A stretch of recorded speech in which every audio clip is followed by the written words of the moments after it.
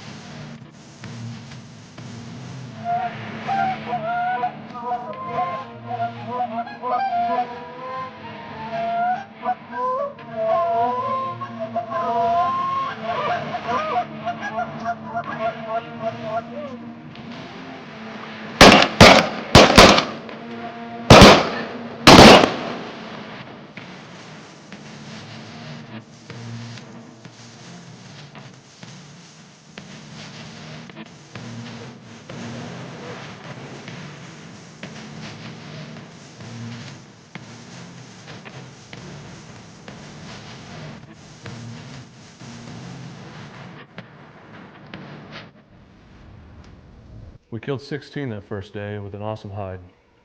We had guys blowing Canada goose calls, speck calls, and snow goose calls. It sounded like a refuge. We left that field early in mid-afternoon in hopes that birds would come back and rest and roost for the night.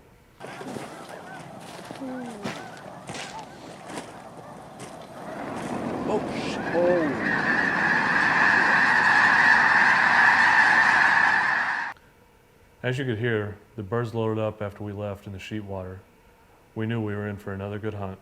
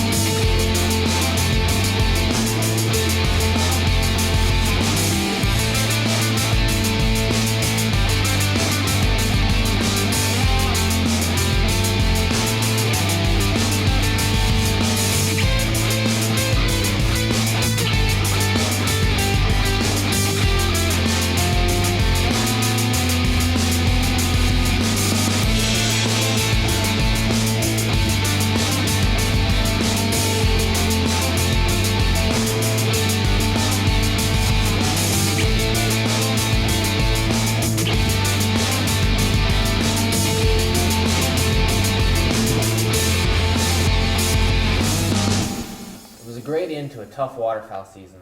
The setup we had down there was a dream layout that doesn't happen very often. Mike can make sounds come out of a goose call that I didn't even know were possible, and I think the most impressive thing is he can do it for minutes on end. Green Acres Goose Club is a top-notch operation, and they knew how to adapt this year like many of us in the Mississippi Flyway. Instead of killing honkers in January, they were killing snows and specks as well as a few honkers like the rest of us. Thanks to Mike for having us down, and it was great to meet Brent, Hunter, and Josh, because they're die-hard waterfowl hunters just like ourselves, and as always, it was a blast hunting with Fraulini.